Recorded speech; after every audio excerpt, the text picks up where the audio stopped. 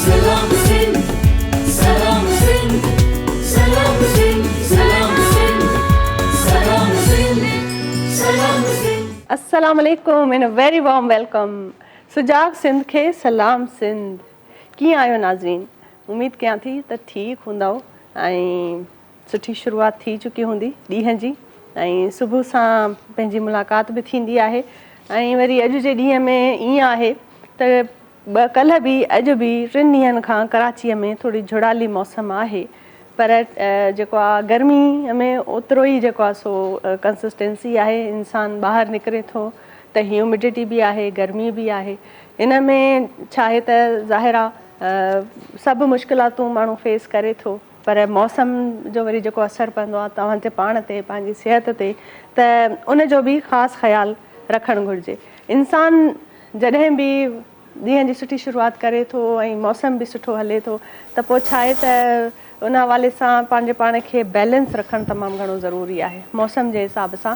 ऐं अॼुकल्ह जे दौर में सभ खां बेस्ट हिन वक़्तु हिननि ॾींहंनि में इहो आहे त तव्हां पाणी घणो पियो, इनटेक पाणीअ जो घणो रखो ऐं पंहिंजे पाण खे हाइड्रेट रखो ऐं जॾहिं तव्हांजी जेको आहे सो सिहत सुठी हूंदी, पाणी घणो पीअंदा ऐं गर्मीअ खां बचण जे लाइ वरी जेके फ्रूट्स आहिनि उहे तव्हां खाओ पियो। ॿियो वरी त अक्सर कोशिशि कयो त जॾहिं तव्हां मानी था खाओ त ॿारनि खे ख़ासि तौर ते ॾहीअ जो घणो इस्तेमालु कयो जंहिंखे धोरो चइबो आहे सिंधी में। हुन में छा आहे त उहो हिकिड़ी हुनजी कूलिंग इफेक्ट हूंदो आहे ऐं हर मानीअ जे महल में चाहे लंच हुजे या डिनर हुजे या इवन नाश्तो जॾहिं तव्हां नेरनि कयो त ॾही ॾियो ॿारनि खे। उनजो पोइ रायतो ठाहियो ऐं उन रायते में अलॻि उन्हनि जा अलॻि अलॻि फ्लेवर्स आहिनि। तव्हां चाहियो त तव्हां उनखे इंजॉय करे सघो था। लौकीअ जो रायतो ठाहियो, ॾाढो हेल्दी हूंदो आहे। त इन्हनि सभिनी शयुनि खे जेका डाइट आहे न असांजी उनखे अगरि असां थोरो पंहिंजे हिसाब सां इस्तेमालु कयूं त असांजी जेका आहे सिहत ॾाढी सुठी मेंटेन रही सघिजे थी। ऐं इन्हनि शयुनि जो ख़्यालु करणु माना सिहत सुठो रखणु माना घर जो माहौल बि सुठो थी वेंदो। इन सां ॿारनि जी बि सुठी सिहत रहंदी ऐं वरी जेको इंसान जी ज़ाहिर आहे तबियत आहे नाचाकियूं थी पवनि थियूं ऐं डिहाइड्रेशन जे ॾींहंनि में पाणीअ जो जीअं मां अॻु में बि ज़िक्र कयो अक्सर वरी माण्हू इहो चवंदा आहिनि त ॿाहिरि वञनि था, घणी गर्मी आहे, हीट स्ट्रोक जा ॾींहं था हलनि पिया ऐं फ़ौरन ज़ाहिर आहे उञ लॻंदी आहे। पोइ माण्हूअ खे ख़बर न पवंदी आहे, उनजी दिलि चवंदी आहे त असां फ़ौरन घणो यख थधो को शरबत घणी उन में बर्फ़ विझी या घणो को थधो पियूं। सो उन वक़्तु त उनखे ॾाढो मज़ो ईंदो आहे पर छा आहे त इन जो वरी डायरेक्ट असरु तव्हांजी सिहत ते पवंदो आहे। सो कोशिशि कयो त जॾहिं तव्हां घणी गर्मीअ मां ॿाहिरां घर में था अचो ऐं उस में आहियो सॼो ॾींहुं ऐं वरी तव्हां घर में था अचो कंहिं पखे ते था वियो त डायरेक्ट अगरि एसी किथे आहे त डायरेक्ट एसीअ में न वियो। थोरो पंहिंजे जेको आहे न बॉडी टेम्परेचर खे नॉर्मल थियण जो पोइ वरी तव्हां भली बेशक वञी एसी में वियो ऐं थधो पाणी बि तव्हां थोरो फ़िलहालु नॉर्मल पीअण जी कोशिशि कयो। ऐं छा आहे त सभ खां हेल्दी पाणी वरी इहो आहे जेको असांजे ॻोठनि में मटनि में पाणी पीअंदो न, मट रखिबो घरनि में त कोशिशि कयो त कराचीअ में बि मट मिलनि था, तव्हां मट रखो, मट में पाणी रखो। उहो जेको थधो पाणी तव्हां पीअंदो न मट वारो उनजी तासीर बि थधी थींदी आहे। ॿियो इन जे मुक़ाबले में भली तव्हां फ्रिज मां पियल को थधो पाणी पियो था, उन में बर्फ़ विझो था, आइस क्यूब्स विझो था पर उहो असल में उनजी तासीर थधी न हूंदी आहे। सिहत जे लाइ मट वारे पाणीअ जी घणी जेको आहे सो अहमियत आहे। सो इन करे कोशिशि कयो त थोरो इन्हनि शयुनि खे पंहिंजी डेली रूटीन में जेको आहे सो आणियो। सो इन्हनि ॻाल्हियुनि ते अॻिते बि ॻाल्हि ॿोल जारी रहंदी पर अॼु वरी जेको आहे छो त जीअं तव्हां सां मुलाक़ात हूंदी आहे ऐं जॾहिं बि तव्हां सां मिलणु हूंदो आहे त इहो जेको कॉन्टेंट असां तव्हां ताईं पहुचाईंदा आहियूं इहो कॉन्टेंट तावन हूंदो आहे GFS बिल्डर्स एंड डेवलपर्स जो।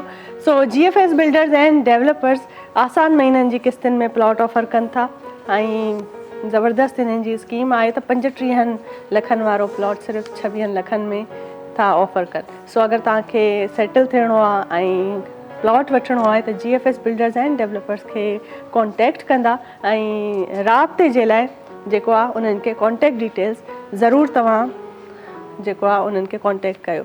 इन सां गॾोगॾु असां जॾहिं बि ड्रेसिस जी तव्हां ॾिसो था मूंखे ॾाढो ख़ूबसूरत ड्रेस आहे, इहो ड्रेस पातल आहे, इहो आहे फिज़ा बोसान जो। फिज़ा बोसान जी ड्रेस आहे ऐं मुल्तान जी डिज़ाइनर आहे, ज़बरदस्त क़िस्म जो हिन जो कलर कॉम्बिनेशन बि आहिनि ऐं मौसम जे हिसाब सां जीअं त गर्मियूं आहिनि त गर्मियुनि जे हिसाब सां ॾाढो ख़ूबसूरत असांखे ड्रेसिस इन्हनि ॾिनियूं आहिनि ऐं हीअ जेको कलर बि ॾाढो लाइट आहे सो बहितरीनु आहे ऐं मुंहिंजो भेनरूं ज़ाहिर आहे लॉन कॉटन इन कपिड़े जी तरफ़ अॼुकल्ह वञनि थियूं ऐं छो त सीज़न आहे त उन सीज़न में असां लॉन ऐं कॉटन घणो पाईंदा आहियूं ऐं कोशिशि हूंदी आहे त इन क़िस्म जो कपिड़ो हुजे जेको गर्मी न ॾिए छो त ऑलरेडी गर्मी आहे ऑलरेडी गर्मियुनि जा ॾींहं आहिनि त अहिड़ो कपिड़ो पायूं जेको ॾाढो ख़ूबसूरत हुजे ऐं वरी उन ख़ूबसूरतीअ सां गॾोगॾु वरी इंसान जी पंहिंजी बि जेको आहे सुठी थिए जेको आहे पर्सनैलिटी सो बहरहाल इन सां गॾोगॾु असांजे प्रोग्राम में ॿियो वरी तावन आहे कर्श जामे शीरी जो कर्श जामे शीरी जो वारनि जो चवणु आहे त 100% ख़ालिस अर्कनि सां तयारु कयल इहो शरबत आहे ऐं बहितरीनु इन जो अहसासु हूंदो आहे ऐं ज़बरदस्त इन जो प्योर अर्कनि सां जो तयारु कयल आहे त साइड इफेक्ट्स बि इन जा घटि हूंदा आहिनि ऐं ॾाढो अॼुकल्ह जी मौसम में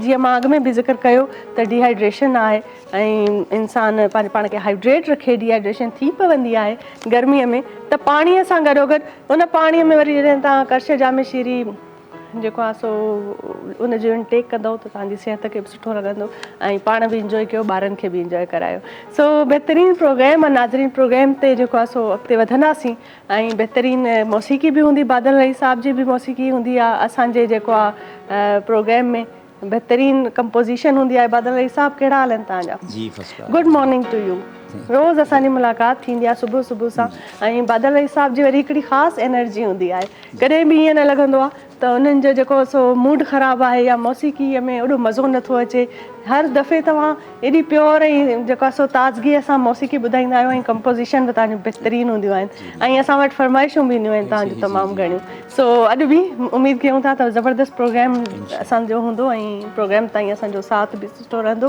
पर हींअर नाज़रीन साही वठूं था साही खां पोइ वरी हाज़िर थींदासीं ऐं वरी बहितरीनु महिमाननि जी शमूलियत बि थी वेंदी उन्हनि सां कंदासीं बहितरीनु कचहरी वठूं था नंढड़ी साही ॾिसंदा रहो सलाम Sindh Salam Sindh, Salam Sindh, Salam Sindh, Salam Sindh, Salam Sindh, Salam Sindh. Welcome back नाज़रीन ब्रेक खां पोइ हाज़िर आहियूं ऐं बहितरीनु असांजो प्रोग्राम आहे जंहिंजी ख़ासि शुरूआति थी चुकी आहे ऐं महिमाननि असांखे जॉइन करे वरितो आहे ऐं महिमाननि जी शमूलियत सां गॾोगॾु मां उन्हनि जो इंट्रोडक्शन कराईंदी हलां त अॻिते असां ॻाल्हियुनि जे सिलसिले खे वधाए सघूं छो त बहितरीनु महिमान आहिनि ऐं अॼु जो ॾाढी वर्सटैलिटी आहे असांजे प्रोग्राम में छो त हर अलॻि अलॻि फील्ड सां वाबस्ता महिमान असांखे जॉइन कयो आहे ऐं अॼु जे प्रोग्राम में पंहिंजी फील्ड जे हवाले सां पंहिंजे कॉन्ट्रीब्यूशन जे हवाले सां असां सां ॻाल्हाईंदा पंहिंजा तजुर्बा शेयर कंदा एक्सपीरियंसिस ॿुधाईंदा ऐं उन मां मूंखे पूरो यकीन आहे त मां ऐं जेके बि ॾिसंदड़ आहिनि सभई ॾाढी इंस्पिरेशन हासिलु कंदासीं उत्साह हासिलु कंदासीं सो महिमाननि जी तरफ़ वञूं था असांखे जॉइन कयो आहे बहितरीनु आर्टिस्ट आहे ऐं मां सम्झंदी आहियां त घटि अहिड़ियूं फीमेल आर्टिस्ट आहिनि जंहिं पंहिंजे आर्ट जे ज़रिए कम जे ज़रिए पंहिंजी हिकिड़ी पहचान क़ाइमु कई आहे ऐं उनखे इन गोल खे अचीव करण में कामयाबु रहियूं आहिनि छो त तमामु अहिड़ियूं फीमेल आर्टिस्ट आहिनि जेके ज़ाहिर आहे उन्हनि जो पंहिंजो वॾो कमु आहे ऐं उहे लेजेंडरी आर्टिस्ट आहिनि ऐं ख़ासि तौर ते जेके पेंटिंग आहे ऐं मुसवरीअ जो जेको आर्ट आहे इनखे प्रमोट करणु ऐं इन में पंहिंजे पाण खे पंहिंजे अक्स खे ज़ाहिरु करणु इहो ॾाढो वॾो कमु आहे सो बहितरीनु घटि उमिरि में हिकिड़ी सुठी कामयाबी हासिलु कई अथऊं ऐं सना निज़ाम आहे बहितरीनु विजुअल आर्टिस्ट आहे असां सां गॾु मौजूदु आहे ऐं ICRC जो जेको कॉम्पिटिशन हुयो international committee of red cross जी उनजी कॉम्पिटिशन जी फर्स्ट प्राइज़ विनर बि आहिनि ऐं उन सां गॾोगॾु ग्लोबली ॾाढो बहितरीनु पंहिंजो कमु करे रहियूं आहिनि इंटरनेशनल ऐं नेशनल एग्ज़िबिशन्स में कमु कंदियूं आहिनि कमीशन वर्क कंदी आहे पोर्ट्रेट पेंटिंग कंदी आहे ऐं इन्हनि जी पेंटिंग में हिकिड़ो अलॻि ई पंहिंजो हिकिड़ो अहसासु ईंदो आहे अलॻि हिकिड़ी आर्ट लैंग्वेज आहे जेका हिन क्रिएट करे वरिती आहे पोइ हाणे कमु ॾिसी ख़बर पइजी वञे त इहो सना जो कमु आहे सो इहा जेका हिकिड़ी पहचान आहे न सुञाणप जंहिंखे चइजे थो इन खे अचीव करण ऐं ऑन करण इहा ॾाढी वॾी ॻाल्हि आहे सो इन्हनि सां अॻिते कचहरी कबी वेलकम कयूं था सना खे अस्सलाम वालेकुम सना क्या हाल है आपके thank you so much welcome करते हैं and so good to have you on my show और काफ़ी पहले भी हमारी बातचीत चल रही थी लेकिन समहाउ आप नहीं आ पाई थी सो आज हमने किडनैप कर लिया आपको घर से किडनैप करके आए कि हमारे शो में आप बैठे एग्जैक्टली आप घर so thank you so much for coming और मज़ीद गुफ्तगू हम करेंगे आपसे ऐं सना सां गॾोगॾु असांखे जिन जॉइन कयो आहे असां बहितरीनु पर्सनैलिटी आहिनि ऐं मीडिया में पाकिस्तानी मीडिया में PTV जो जेको हथु आहे या उन खां पोइ जेके चेंजिस आयूं आहिनि ऐं जहिड़ो आर्ट खे एप्रिशिएट कयो वियो आहे ऐं मंज़र आम ते आंदो वियो आहे सो इहो जेको आहे तारीख़ी किरदारु आहे PTV जो। सो PTV सां वाबस्ता अहिड़ा माण्हू जेके उनजी कमनि खे ख़ासि तौर ते वेझड़ाइप सां ॼाणनि था ऐं वरी जीअं PTV जो कमु आहे त ॿियनि चैनल्स जो कमु ईअं छो न आहे। सो उहे सवाल आहिनि उहे ॻाल्हियूं आहिनि जेके असां हिननि सां कंदासीं। सो PTV सां वाबस्ता आहिनि ऐं जेको आहे पब्लिक रिलेशन ऑफिसर आहिनि PR PTV कराची सेंटर जो PTV जा PR आहिनि संभालनि था ऐं इंचार्ज आहिनि PTV वर्ल्ड जा ऐं पाण CSS कयो अथऊं पर PTV ते कमु था कनि ऐं ॾाढो बहितरीनु नमूने पंहिंजे पाण खे कॉन्ट्रीब्यूट कनि था सोसाइटी में। सो अली असगर अरबाब साहब असांखे जॉइन कयो आहे। वेलकम कयूं था सर तव्हांखे हिन प्लेटफॉर्म ते ऐं ॾाढो हिकिड़ी तव्हांजी जेको कमु आहे न तमामु मुनफ़रिद आहे ऐं ज़बरदस्त कमु आहे ऐं हिन हवाले सां अॻिते ज़रूरु तव्हां सां गुफ़्तगू कंदासीं ऐं मां चाहींदसि त तव्हां ज़रूरु असांखे ॿुधायो त अञा ॿियो कहिड़े कहिड़े तरीक़े सां नयूं प्लैनिंग्स छा आहिनि जो PTV में रही करे तव्हां कयो था पिया। जी नाज़रीन असां वटि हिकिड़ी रिटर्न गेस्ट बि आहे ऐं बहितरीनु उहा बि लेडी आहे एजुकेशनिस्ट आहे ऐं ज़बरदस्त पंहिंजे पाण खे कॉन्ट्रीब्यूट थी करे सोशली बि ॾाढो सुठो एक्टिव रखियो अथई। हिना शेख असां सां गॾु मौजूदु आहे। हिना अस्सलाम वालेकुम एंड वेलकम करते हैं आपको हमारे प्रोग्राम में। बहितरीनु महिमान आहिनि ऐं काफ़ी वर्सेटैलिटी आहे ऐं ॻाल्हियुनि जो गुफ्तगू ऐं जो आगाज़ जेको आहे सो कयूं था सना सां। सना आपसे जो है मैं शुरुआत करना चाहूँगी और सबसे पहले तो आप ये का जो काम है ना वो बहुत ज़्यादा ख़ास है, मैंने देखा हुआ है और जो है क्योंकि मैं चाहती हूँ कि उस पर आप बताएं कि वो काम कहाँ तक पहुँचा, कैसे अचीव किया और मैं चाहती हूँ कि हमारे जो देखने वाले हैं पहले हम उनको आपका काम दिखाएं ताकि जैसे जैसे आप बताती जाएं और जिस तरीके से आप अपने एक्सपीरियंस को हमारे साथ शेयर करें तो वो भी समझ सकें उसको और रिलेट कर सकें। तो नाज़रीन सना सां ॻाल्हि ॿोल त कंदासीं पर मां चाहींदसि त अॻ में तव्हां सना जे कम खे ॾिसी वठो त कहिड़े क़िस्म जी पेंटिंग कंदियूं आहिनि ऐं कहिड़े क़िस्म जो उनजो कमु हूंदो आहे त पोइ जॾहिं उन ते अॻिते ॻाल्हाइबो त तव्हांखे वधीक उनजे कम सां अञा वधीक तारुफ़ थींदो ऐं अञा वेझड़ाइप महसूसु थींदी। सो हिकिड़ो नंढड़ी शोरी लाइ तव्हां ज़रूरु ॾिसो सना।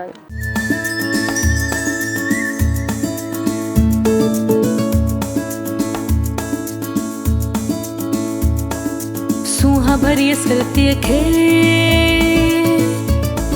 सोन वर्ण घरतीअ खे ॿिन्ही हथनि सां में सलाम सलाम सॼी सिंध खे सलाम सलाम सिंध सलाम सिंध सलाम सिंध सलाम सिंध सलाम सिंध सलाम सिंध।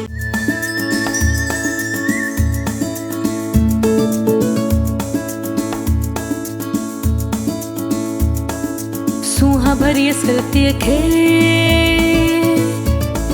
सोन वर्ण घरतीअ खे।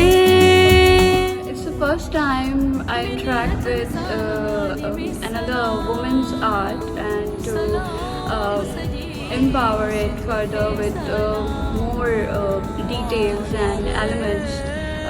But I think that's the best part of this project, that we all are encouraging and supporting each other.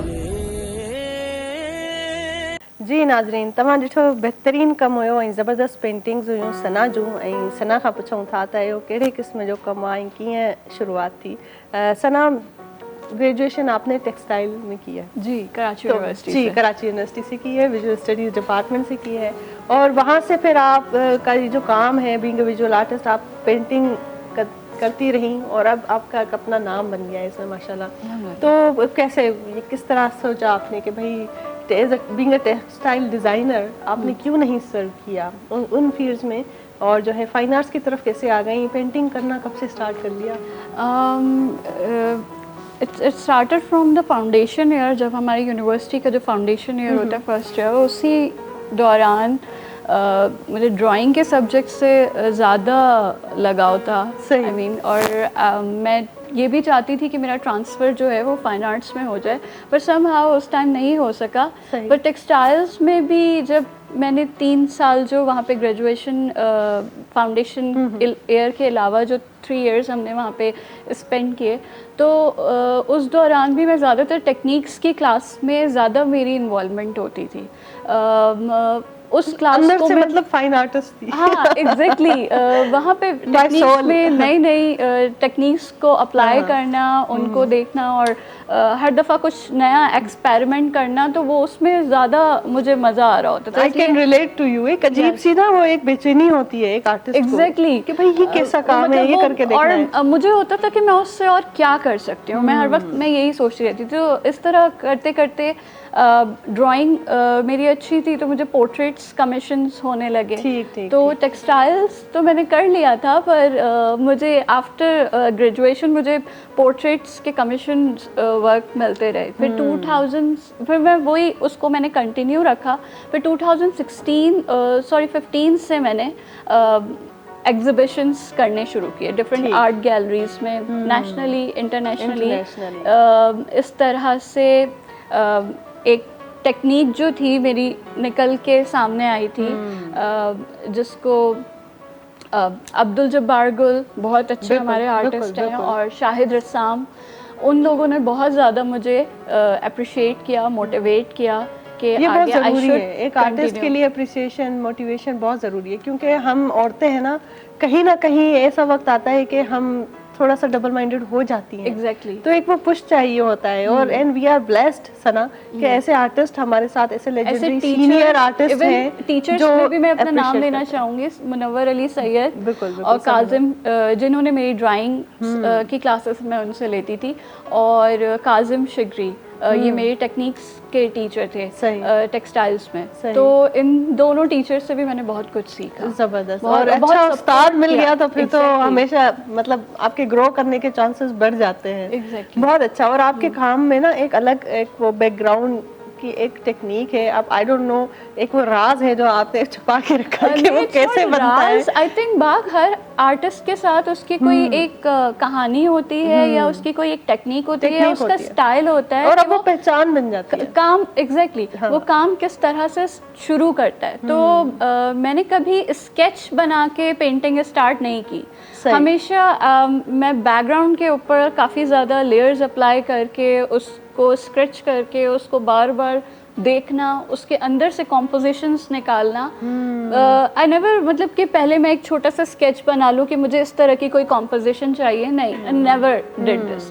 तो मैंने हमेशा बैकग्राउंड्स के लेयर्स आफ्टर लेयर्स अप्लाई कर करके, और फिर उसको रोज़ाना देखना, उसके अंदर से कॉम्पोजिशन निकालना, अगर सेटिस्फाई नहीं हो तो दोबारा अप्लाई करना, और फिर दोबारा स्क्रैच करना।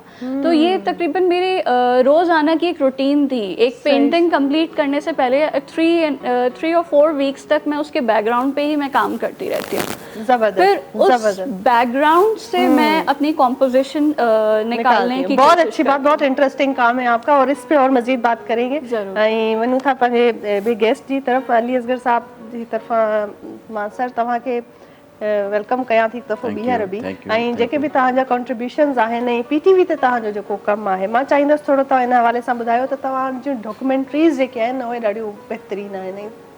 उहो कॾहिं सिलसिलो शुरू थियो, ऐं पीटीवी ते जेके बि तव्हां डॉक्यूमेंट्रीज़ कयूं आहिनि, सो उन्हनि जा टॉपिक्स छा हूंदा आहिनि, ऐं छा तव्हांखे महसूसु थींदो आहे त डॉक्यूमेंट्रीज़ थियणु घुरिजनि, ईअं छो फील थींदो आहे तव्हांखे? सभ खां पहिरीं I am so much thankful Sindh television management, you have invited me in such a wonderful program. ऐं तमामु ख़ुशी जहिड़ी ॻाल्हि आहे। मां पाकिस्तान टेलीविजन 2006 में जॉइन कयो, ऐं मां CSS क्वालिफाई कई, पर मुंहिंजी एलोकेशन न थी। Then I join Pakistan television. उन वक़्तु असांजी 1 महीने लाइ ट्रेनिंग इस्लामाबाद में थी, ऐं असांखे लॉन्च ई सिर्फ़ु इन लाइ कयो हुयो त जीअं प्राइवेट टेलीविजन चैनल्स अची विया आहिनि, त हाणे उन्हनि जी ज़रूरत जे मुताबिक़ पाकिस्तान टेलीविजन बि पंहिंजे प्रोड्यूसर्स खे तयारु करे त जीअं उन जदीद दौर जी ज़रूरतनि जे मुताबिक़ उहे कमु कनि। त उन में असलम अज़हर साहब, he was the founding father of Pakistan television, उन असांखे डॉक्यूमेंट्री पढ़ाई, ऐं उहो हिकिड़ो कंप्रीहेंसिव कोर्स हुयो जेको 40 ॾींहंनि जी असांजी ट्रेनिंग थी। उन खां पोइ मां कराची सेंटर जॉइन कयो, PTV न्यूज़। त उन में पोइ मां काफ़ी हद ताईं तमामु घणी रिपोर्टिंग कई, ऐं उन में हर सब्जेक्ट, सोशल इशूज़, कल्चरल जेके असांजो हिकिड़ो फ्लेवर आहे उहो, ऐं माण्हुनि जा मसइला। ऐं उन खां पोइ पाकिस्तान टेलीविजन में मां कुछ डॉक्यूमेंट्रीज़ ऐं ट्रैवलॉग भी कया जेके तमामु घणा पसंदि थिया कया विया। हिकु त मां मच्छर ढंढ ते हिकिड़ी डॉक्यूमेंट्री ठाही त why this beautiful lake is polluted and what is the solution for that. उन खां पोइ मां हिकिड़ी ॿी डॉक्यूमेंट्री ठाही हुई त कराचीअ जे जेको लेबर आहे या जेके मज़दूर आहिनि उहे फैक्ट्रियुनि जे अंदरि बंदि थी छो सड़ी था वञनि and that was a very wonderful documentary. ऐं इन खां अलावा रिसेंटली मां हिकिड़ी डॉक्यूमेंट्री कई पाकिस्तान PTV वर्ल्ड जे लाइ जेका क्लाइमेट चेंज जे हवाले सां जेको हिन वक़्तु वॾो इशू आहे ऐं उहा डॉक्यूमेंट्री जेका हिकिड़ी कॉम्पिटिशन में it got the second prize. अच्छा, ज़बरदस्त। उन सब्जेक्ट खे मां हीअं कयो त कराची हिन वक़्तु vulnerable for the climate change जिते ॾींहं जे मुक़ाबले में राति जी घणी गर्मी आहे। छा जेकॾहिं सॼो असांजो इंफ्रास्ट्रक्चर जेको आहे उहो सॼो कंस्ट्रक्शन ब्रिक्स ऐं बाक़ी सीमेंटेड जेको उन जो कॉन्क्रीट जो ठहियलु आहे त that emits more heat in the night. तव्हांखे हाणे 4-5 ॾींहंनि में महसूसु थियो हूंदो त ॾींहं जे मुक़ाबले में तव्हांखे राति जो घणी गर्मी महसूसु थिए पई। ऐं ॿी वजह इहा आहे त कराची में वण आहिनि उन जी खोट जे करे क्लाइमेट अञा वधीक ख़राबु थी वियो आहे। जॾहिं तव्हां थोरो कराची जे आउटस्कर्ट में मलीर ॾे वञो था त कंप्लीटली उते मौसम बिल्कुलु चेंज आहे। जिते कराची हिकिड़े पासे बदकिस्मती जहिड़ी ॻाल्हि आहे त जॾहिं तव्हां गूगल मैप ते तव्हां ॾिसंदो त तव्हांखे क़ब्रिस्ताननि में तमामु घणा वण नज़र ईंदा पर जिते माण्हू हूंदा उते तव्हांखे वण शायदि किथे किथे थोरा नज़र था अचनि। त पाकिस्तान टेलीविज़न हिकिड़ो अहिड़ो चैनल आहे जेको हिकिड़े नंढड़े स्टूडियो में लाहौर में उन पंहिंजी शुरूआति कई ऐं अल्हम्दुलिल्लाह it is there are around 9 television channels of PTV now. It has a huge infrastructure ऐं मुल्क जे तमामु वॾे कैपिटल्स में हुन जा वॾा TV स्टेशन्स आहिनि ऐं इहो पाकिस्तान टेलीविज़न आहे जंहिं प्राइवेट मीडिया खे उन जी बिल्डिंग में ऐं उनखे ठाहिण में हिकिड़ो वॾो रोल पैदा कयो ऐं हाणे अॼु जे दौर में त कम्पीट बि करे थो न त ॾाढो एडवांस्ड बि उन हवाले सां हली वियो आहे अॼु जे दौर में मॉडर्निज़म जे दौर में। त तव्हां सां ज़रूरु मां इहो पुछणु चाहींदसि जेके डॉक्यूमेंट्रीज़ ते तव्हां कमु कयो उन डॉक्यूमेंट्रीज़ में इशूज़ तव्हां इंडिकेट कराया। ज़ाहिर आहे मीडिया बि हिकिड़ो अहिड़ो प्लेटफॉर्म आहे जेको मुआशरे जी तरबियत में उनजो वॾो किरदारु अदा करे थो ऐं उनजो रोल प्ले आहे। पर इहा जेका ज़िमेदारी आहे न घटि माण्हुनि जी आहे। तव्हां ते इन ते ईंदासीं इन ते वधीक मां डिटेल में गुफ्तगू करणु चाहींदसि पर हिना जी तरफ़ वञूं था। हिना आप बीइंग एन एजुकेशनिस्ट सर्व कर रही हैं सोसाइटी में तो काफ़ी अरसे से टीचिंग कर रही हैं अलग अलग यूनिवर्सिटीज़ में पढ़ा रही हैं। एजुकेशन की तरफ कैसे आना हुआ? क्या बचपन से ही आपका ये था कि मुझे एजुकेशनिस्ट बनना है? अच्छा, thank U very much for this question. और ये बहुत इम्पॉर्टेंट क्वेश्चन है बिकॉज़ एजुकेशन एक ऐसी फील्ड है जो कि मेरे ख्याल से जब बच्चा छोटा होता है सबसे पहले वो टीचर उस्ताद को देख, घर के बाद फैमिली के बाद वो जो बाहर निकलता है तो वो टीचर को देखता है और स्कूल जाता है, जो कि हमारे यहाँ एक बहुत बड़ा चैलेंज है कि बहुत से बच्चे स्कूल ही नहीं जा रहे, लेकिन जिनको ये प्रिविलेज है वो स्कूल जाते हैं। तो दूसरा जो फैक्टर है, मेरी जो अपनी फैमिली, मेरे वालिद साहब जो हैं वो खुद एक बहुत बड़े एजुकेशनिस्ट रहे हैं, तो एक जो घर का भी माहौल वो भी एजुकेशन भी है, असर पड़ता है। और फिर जो आप आगे जाते हैं अपने स्कूल में जाते हैं तो बच्चा हमेशा जो फर्स्ट क्या कहते हैं रोमांटिसाइज करता है वो अपने टीचर को करता है। बिल्कुल बिल्कुल। तो वो एक होता है, एक तो ये एक रीज़न है कि आप जब ऐसे माहौल में बड़े हुए। और फिर मेरा जो है शुरू में मैंने मास्टर्स किया था इकनॉमिक्स में और कराची यूनिवर्सिटी से अगेन, वहाँ पे मैंने दो चीज़ें देखी। पब्लिक सेक्टर यूनिवर्सिटी है और वहाँ पे हमने काफ़ी मिक्स इन्वायरमेंट था, बहुत अच्छे टीचर्स लेकिन इंफ्रास्ट्रक्चरली और बहुत सी चैलेंजिंग चीज़ें, तो एक ब्लेंड था। तो उस चीज़ ने मुझे जो है ना मेरे अंदर जो एक चीज़ पैदा की कि मुझे सोशो इकोनॉमिक, क्योंकि जब आप इकोनॉमिक्स पढ़ते हैं और आपका फाउंडेशन जो है इस किस्म से होता है एंड यू आर यंग और ये सारा, तो उसमें मुझे हमेशा ये था कि मुझे सोशो इकोनॉमिक लेवल पे जाके लोगों के लिए काम करना है। ठीक है। तो उस वक्त तक भी मुझे समझ नहीं आ रहा था, यानी I was not clear path नहीं मिल रहा था कि मैं किस डायरेक्शन में जाऊं। आई न्यू कि मुझे कोई काम करना है, बट किस डायरेक्शन अक्सर ऐसा होता है, इंसान अभी वो कहते हैं ना कि अभी वो चीजें दरियाफ्त नहीं की कि करना क्या है बेसिकली। और मुझे अंदर से इंस्पिरेशन थी एजुकेशन की, बट मैं कनेक्ट नहीं कर पाई थी। एक टाइम आया, एक इदारा है सिंध एजुकेशन फाउंडेशन, वहाँ पे मैक्रो लेवल में एजुकेशन पे काम होता है, एंड जब मैंने वहाँ इंटर्नशिप की, अच्छा, दैट वाज द पॉइंट जहाँ मुझे पता चला कि मुझे मैक्रो लेवल पे एजुकेशन सेक्टर के साथ डायरेक्शन मिल गई। वाह क्या बात है। वो डायरेक्शन, वहाँ से फिर मैंने अपना MS किया, एजुकेशन लीडरशिप एंड मैनेजमेंट। आपकी जो डायरेक्शन जिस तरह से आपने बताया ना, क्योंकि मेरा खुद इत्तेफाक हुआ है कि मैं सिंध एजुकेशन फाउंडेशन में जाके वहाँ के लोगों से मैंने बात की है और एक इंटरव्यू करना था, तो उस हवाले से मेरा भी वो एक्सपीरियंस बड़ा ज़बरदस्त है। और वहाँ जाके ना एक अलग ही वाइब आती है, अलग वाइब आती है। आप चाहे किसी भी फील्ड से क्यों ना हो, जब आप वहाँ जा रहे हैं और वहाँ के लोगों को देखते हैं तो दिल कहता है यार मैं भी इन्हीं को ज्वाइन करूँ, मैं भी ऐसे ही कुछ काम करूँ। बहुत मैक्रो लेवल, बहुत अच्छी बात है और इस पे और मजीद गुफ्तगू करेंगे। लेकिन क्या है कि हमारे प्रोग्राम में एक बादल भाई साहब होते हैं, सही मता के बताया एडी ज़बरदस्त कंपोजिशन होंगी है जी, यही हर कंपोजिशन नई कंपोजिशन होंगी है। सो अॼु भी कंपोजिशंस खणी आया आहिनि, ॾिसंदड़ जेके आहिनि असांजा परस्तार आहिनि काफ़ी बादल भाई साहब जे म्यूज़िक जा। सो बादल भाई साहब कहिड़ो था हींअर असांखे गानो ऐं गीत ॿुधायो कहिड़ो? नई कंपोजिशन है। हाँ नई कंपोजिशन आहे, मां अॻु में ई ॿुधायो नई कंपोजिशन आहे बिल्कुलु।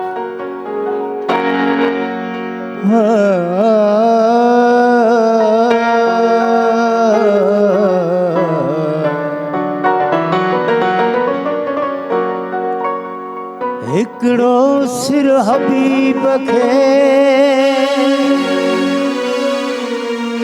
ॾींदे लज मरा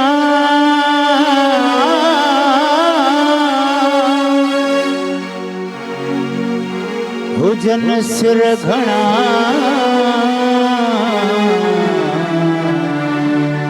तवारे बारे वठिया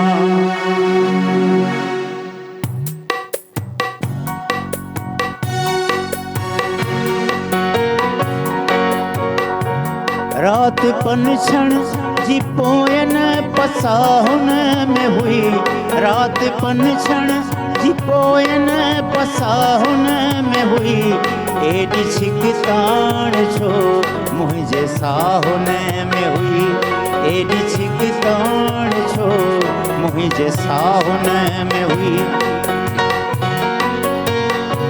रात पनछण जी पोयन पसाहुन हुई, रात पनछण जी पोयन पसाहुन में हुई, एडी छिकताण छो मुझे साहुन में हुई, एडी छिकताण छो मुझे साहुन में हुई।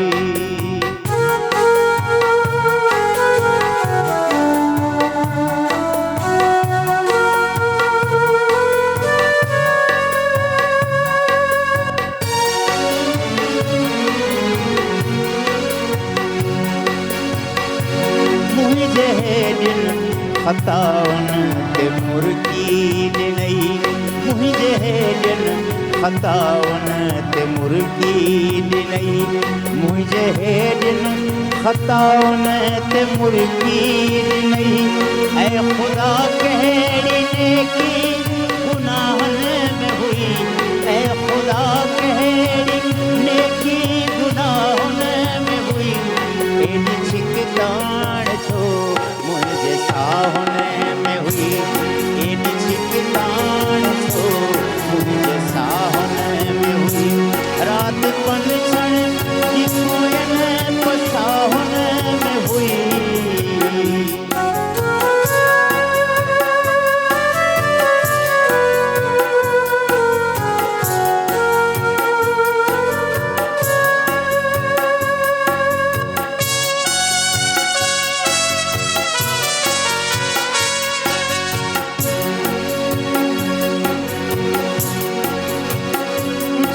बहारुन जो मूंखा पतो था पुछन, सो बहारुन जो मूंखा पतो था पुछन, मौसम गुल तुंहिंजे अदाउन में हुई, मौसम गुल तुंहिंजे अदाउन में हुई, एडी छिक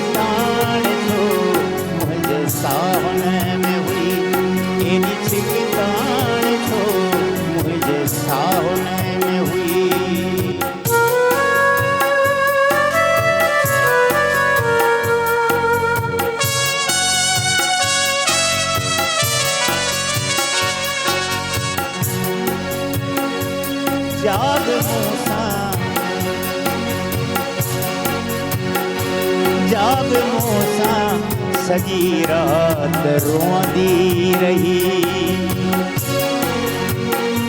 जाग मूसा सजी रात रोंदी रही, जाग मूसा सजी रात रोंदी रही। निंद मुंहिंजी प्रिय जे पनाहुन में हुई, निंद मुंहिंजी प्रिय जे पनाहुन में हुई। एॾी छिकताण छो मुंहिंजे साहुन में हुई, रात पंछण जी पोयन पसाहुन में हुई। एॾी छिकताण छो मुंहिंजे साहुन में हुई।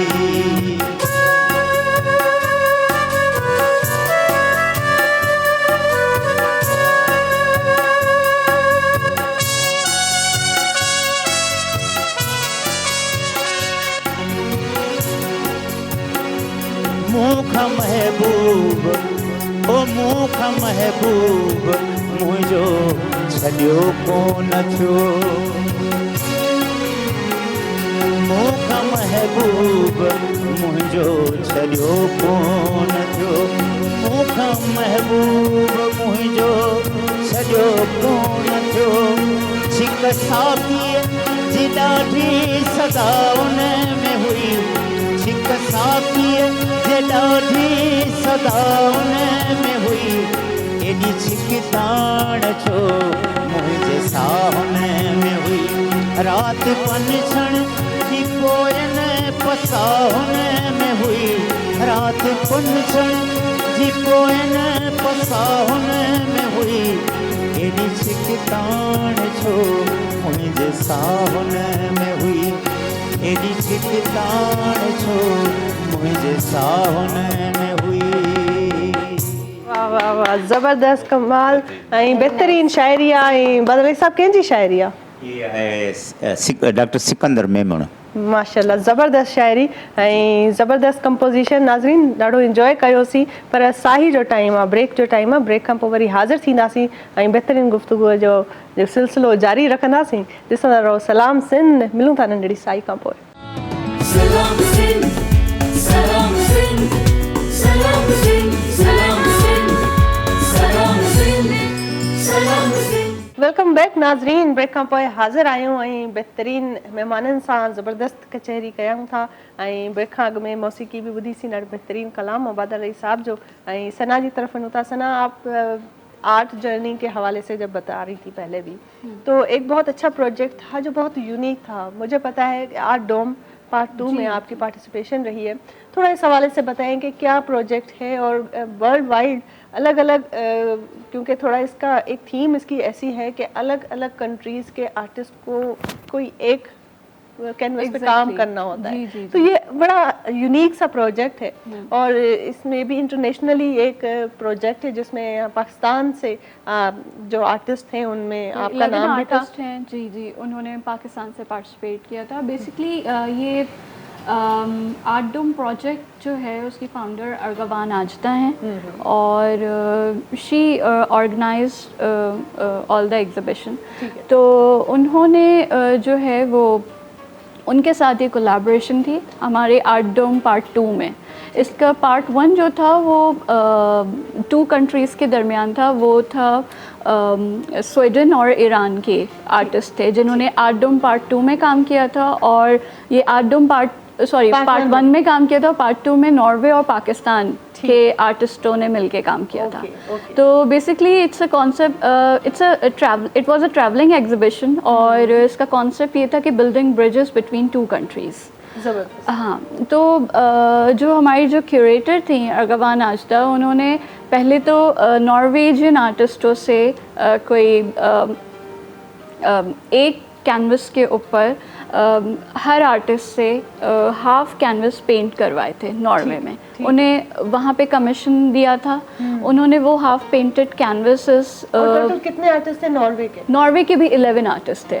11 आर्टिस्ट फ्रॉम नॉर्वे। 11 कैनवसेस हो गए। जी, 11 कैनवसेस थे पर 22 आर्टिस्ट थे 11 मिला के 22 एग्जैक्टली जी, सही। तो वहाँ पे काम करवाने के बाद she brought all the canvas here in Pakistan. उस दौरान कोविड था और उसी दौरान उन्होंने हमसे मीटिंग्स की और हमें वो आर्ट वर्क्स उन्होंने हैंड ओवर किए थे और फिर उसके बाद यहाँ के 11 आर्टिस्टों ने कोई आई थिंक वन या 2-3 वीक्स में काम करके उन्हें हैंड ओवर किया था। ओके, टाइम लिमिट भी था। एग्जैक्टली कि आपको इतने ही टाइम में आपको काम करके देना है।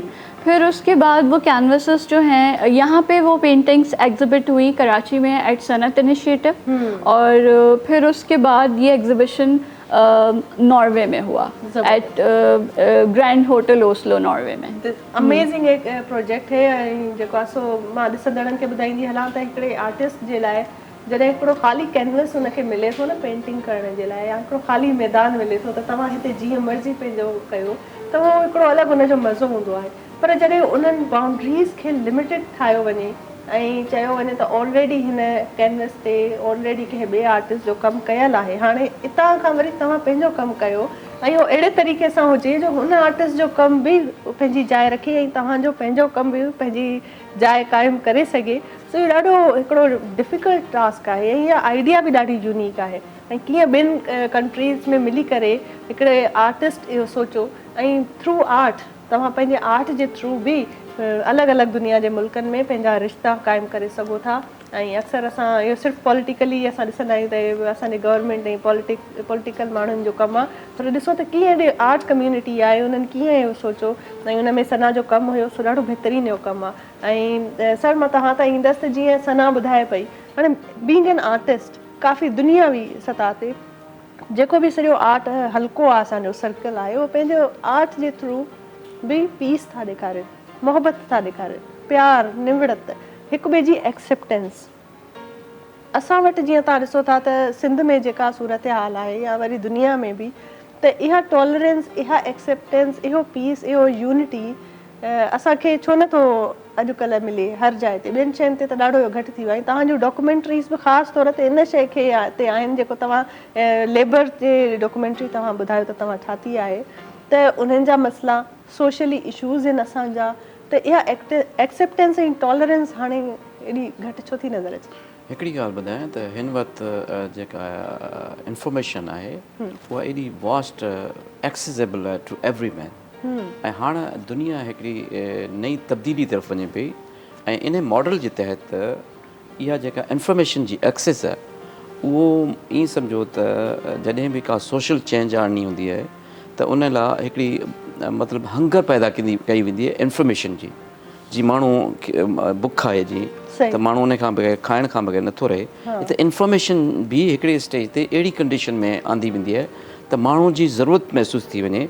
मिसाल जी ॻाल्हि जेकॾहिं हाणे थोरी देरि लाइ जेकॾहिं असां सभिनी जा सेल फोन बंदि हुजनि ऐं असां कमरे में हुजूं त वी विल फील अनकंफर्टेबल, ॿार अनकंफर्टेबल फील कंदा। त इहा हिकिड़े प्लान जे तहत कई थी वञे ऐं हिन वक़्तु तव्हां बिल्कुलु इम्पोर्टेंट सुवाल कयो त इहा असांजे मुआशिरे में जेका टॉलरेंस आहे उहा छो बि ख़तमु थींदी वञे ॾींहों ॾींहुं। यकीनन पाकिस्तान टेलीविज़न जॾहिं हिकु हुयो त हुन पाकिस्तान पंहिंजी तहज़ीब, रवायतनि ऐं इक़्तिदार ऐं हिस्ट्री ऐं असांजा जेके वैल्यूज़, इस्लामिक वैल्यूज़, उनखे भरपूर तरीक़े सां पंहिंजे प्रोग्राम्स में, ड्रामा में, हर लिहाज़ सां उनखे प्रमोट कयो त जीअं सोसाइटी में हिकिड़ी पॉज़िटिव चेंज अचे ऐं हिकिड़ो नेशनल इंटीग्रेशन जनरेट थिए कल्चर जे ज़रिए। सभिनी सूबनि जो तव्हां कल्चर ॾिसो त हिकिड़ो नेशनल इंटीग्रेशन ऐं टॉलरेंस जो माहौल पाकिस्तान टेलीविज़न पैदा कयो। उन खां पोइ पाकिस्तान टेलीविज़न खां पोइ जॾहिं मीडिया इंडस्ट्री पाकिस्तान में लॉन्च कयो त पाकिस्तान टेलीविज़न जे इंजीनियर्स, प्रोड्यूसर्स, डायरेक्टर्स उन सॼी हिकिड़ी बिल्डिंग खे कंस्ट्रक्ट कयो। उन में टेक्निकल प्रोडक्शन जे हिसाब सां तव्हां पाण बि पाकिस्तान टेलीविज़न सां वाबस्ता आहियो बि ऐं रहिया बि आहियो ऐं अहिड़े नमूने सां हर मीडिया चैनल में पाकिस्तान टेलीविज़न जा जेके बि प्रोड्यूसर्स, डायरेक्टर, होस्ट, न्यूज़कास्टर उहो हर लिहाज़ खां कमु कनि पिया। त वजह इहा आहे त पर मीडिया त ज़िमेदारी सां कंहिं हद ताईं कमु करे थी जो उन ते उहा ज़िमेदार आहे मुख़्तलिफ़ इदारनि जे साम्हूं। पर जेका सोशल मीडिया आहे ऐं असांजो जेको यूथ आहे it is completely vulnerable to the social media because the foreign content is completely coming from there and they are just putting in the minds of our youngs and youth. उहो तमामु वॾो ख़तरनाक आहे ऐं उन foreign content जेको अचे पियो जेको कुझु असांजा दुश्मन मुल्क हूंदा जेके असांजे ज़हननि में अहिड़ी शयूं मिसाल तौर छा आहे उहो पुट कंदा foreign? हूंदा मिसाल तौर उहो छा आहे फॉरेन कॉन्टेक्स्ट? मिसाल जी ॻाल्हि त हीअं आहे त जेकॾहिं मुल्क जे ख़िलाफ़ु का बि अहिड़ी शइ थिए थी तव्हां ॾिसो त हिन वक़्तु हर मुल्क दुनिया जो को बि पंहिंजे मुल्क जे बारे में ख़राबु शयूं न ॾेखारींदो आहे ऐं इहे ख़राबियूं बीमारियूं सोशल इशूज़ हर मुआशिरे में हूंदा आहिनि पर media and citizen being responsible persons always showcase their country in a positive manners. Pakistan पंहिंजी हिस्ट्री पंहिंजे कल्चर पंहिंजी हेरिटेज पंहिंजी ब्यूटी हर ॾेखारे न त इहा शइ अवेलेबल त आहे असांजे यूथ खे ट्रेन करण जी ज़रूरत आहे त they should project these kind of things in the world on the social media platform.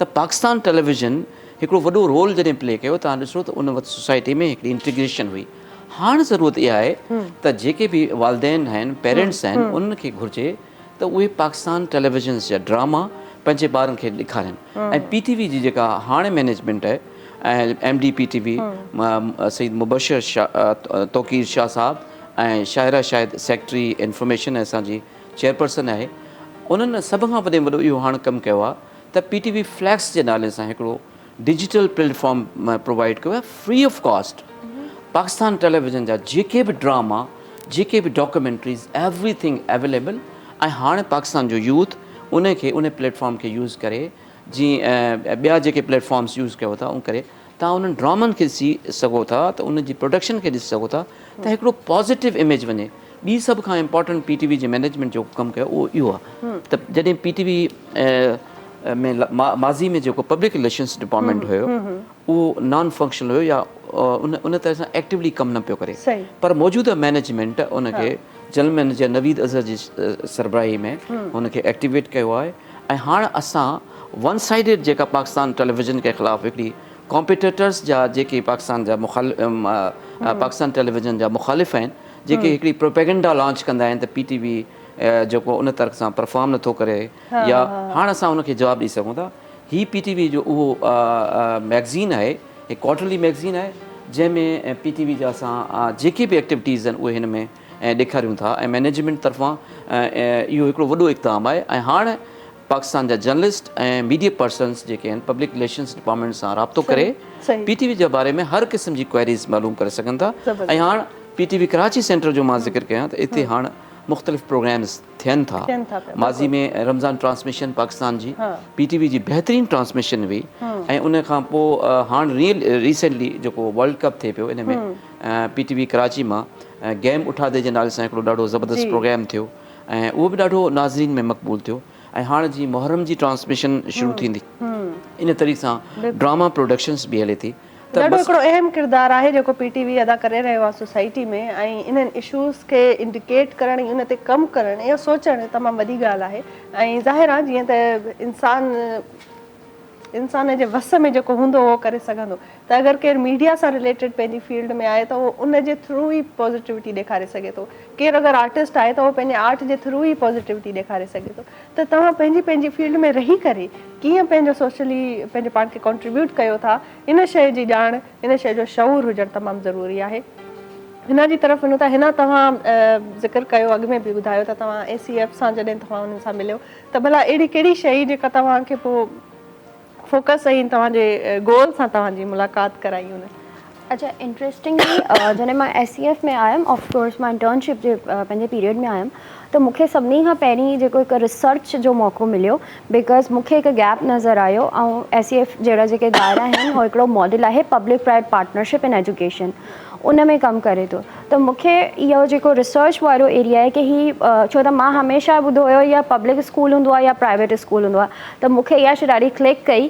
की अच्छा इहो मॉडल बि करे थो ऑपरेट ऐं उहो बि मैक्रो लेवल ते यानी पूरे सिंध जे कॉन्टेक्स्ट में उन कमु करनि था त उन कॉन्टेक्चुलाइज़ेशन जे प्रोसेस में रिसर्च एंड उन खां पोइ उन जी एग्ज़ीक्यूशन यानी तव्हां हिकु त ज़ाहिर आहे ही गवर्नमेंट सां आहे त प्लानिंग बि करनि था एंड देन एग्ज़ीक्यूशन में बि उन्हनि जो रोल आहे त स्ट्रेटेजाइज़ कीअं था कयो तव्हां प्लान कीअं था कयो मोस्टली जॾहिं मां एजुकेशनिस्ट हूअं जनरली असांजी जॾहिं बि डिस्कशन थींदी आहे त हो एजुकेशन खे लिमिट कंदा आहिनि क्लासरूम या टीचर एजुकेशन ताईं, बट हुन जो मैक्रो हॉलिस्टिक सोल्यूशन छा थो थी सघे, तव्हां हिकु प्रोविंशियल प्लानिंग कीअं कंदा आहियो, तव्हां हिकु लॉन्ग टर्म विजन कीअं रखी था सघो, ऐं पब्लिक प्राइवेट पार्टनरशिप मॉडल इहो आहे कि तव्हां गवर्नमेंट भी ज़िम्मेदार आहे ऐं प्राइवेट सेक्टर बि ज़िम्मेदार आहे। सो कोई बि यानी जेके सोशल असां चवंदा आहियूं कि हीउ सॼो असां स्टेट ते शइ खणी छॾियूं या सिर्फ़ु प्राइवेट जेको आहे उहो उनखे ओन करे, त न, जेके अहिड़े क़िस्म जा इदारा आहिनि या जेको अहिड़े क़िस्म जो कमु आहे उहो तव्हांजो थ्रू एजुकेशन थ्रू ॿिन्ही हिन मॉडल खे यूज़ करे कयो। रिसर्च छा मतिलबु एजुकेशन जीअं तव्हां चओ अॻ में रिसर्च थी थिए त पोइ उन में भला अहिड़ी कहिड़ी ख़ासि ॻाल्हि आहे, छा था तव्हांखे कहिड़े तरीक़े सां उहो रिसर्च?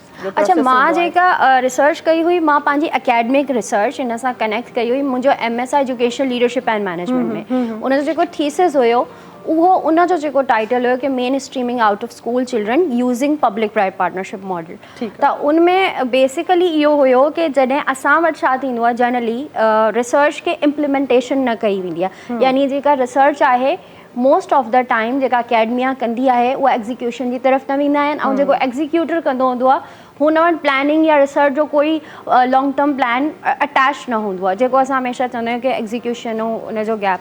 त रिसर्च हमेशह जेको आहे उहो मिड वे प्रोसेस आहे जेको हेल्प थी करे हिकु इन डेप्थ उन पॉइंट ते वञण में। फॉर एग्ज़ाम्पल, अगरि मां हिकु ॻाल्हि कयां थी कि आउट ऑफ स्कूल मसइलो आहे, लेकिन इहो मुंहिंजो हिकु स्टेटमेंट आहे, हिकु प्रॉब्लम स्टेटमेंट, लेकिन छा उहो हुनजी ऑथेंटिसिटी आहे, वैलिडिटी आहे, उन शइ जो कोई मूं वटि एविडेंस आहे? त रिसर्च जेका आहे, जेका असां वटि ॾाढो वॾो गैप आहे, उहा हेल्प थी करे उन प्रोसेस खे अॻियां वधाइण। ज़बरदस्त, ठीकु आहे, ॾाढी सुठी तव्हांजी ॻाल्हि आहे त इंसानी मसइलनि खे वेही करे सिर्फ़ु असां हिक ॿिए खे ब्लेम नथा ॾेई सघूं।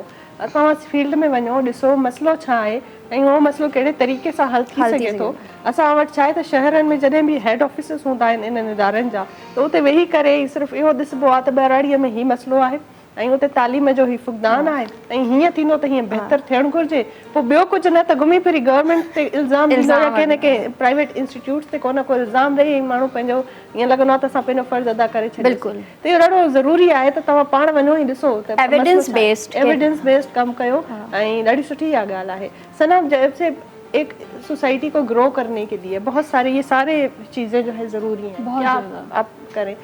बीइंग एन आर्टिस्ट कभी क्या फील करती हैं कि भाई क्या करना चाहिए, क्योंकि एक आर्टिस्ट के तो बस में यही है कि वो अपना नज़रिया लोगों के आगे आर्ट के फॉर्म में आके ले आए, तो उसमें फिर हमारी जो सोशली जो एक हमारा स्टेटस है एक आर्टिस्ट का पाकिस्तान में, तो सेटिस्फाई है उससे कि अभी जो इस दौर में एक आर्टिस्ट का सर्वाइवल है, जो उसका सोशली स्टेटस है, तो क्या वो काफ़ी है या इसको और अच्छा होना चाहिए या पहले के मुकाबले में बेहतर है? बीइंग एन आर्टिस्ट आपका क्या पर्सपेक्टिव है? पहले के मुकाबले में तो मैं कहूँगी बहुत ज़्यादा बेहतर है, क्योंकि जिस तरह इसका सबसे बड़ी वजह ये कि आप इसमें ज़्यादातर लोग ये सोचते हैं कि इसका कोई स्कोप नहीं है या इससे आप अपनी फाइनेंशियली आप अपने घर को अपने घर वालों को हेल्प नहीं कर सकते। ये बहुत बड़ा सवाल इनकम नहीं है। अगर कोई पेंटिंग करता है तो कहते हैं कि आप पेंटर हैं, अच्छा आप आर्टिस्ट हैं, इसके अलावा और क्या करते हैं? एग्जैक्टली ये सवाल होता है। पर मैं ये बताना चाहूँगी कि इससे I am a full time studio में स्टूडियो प्रैक्टिस मेरी होती है, तो जो भी earn from your art. Yes, you are the one, मतलब आप अर्न कर रही हैं, आपका ये काम है और आप इससे काफ़ी सपोर्ट भी करती हैं घर को भी अपने। हाँ। तो मतलब ये इस चीज़ को प्रोफेशनली लेके चला जा सकता है आराम से, बहुत अच्छे तरीके से, पर काफ़ी थोड़ा चैलेंजिंग होता है ऑब्वियसली। आपको इसमें अपनी अपॉर्चुनिटीज़ आपको ख़ुद बनानी पड़ती है और कंसिस्टेंसी के साथ आपको काम करते रहना पड़ता होता है मुसलसल।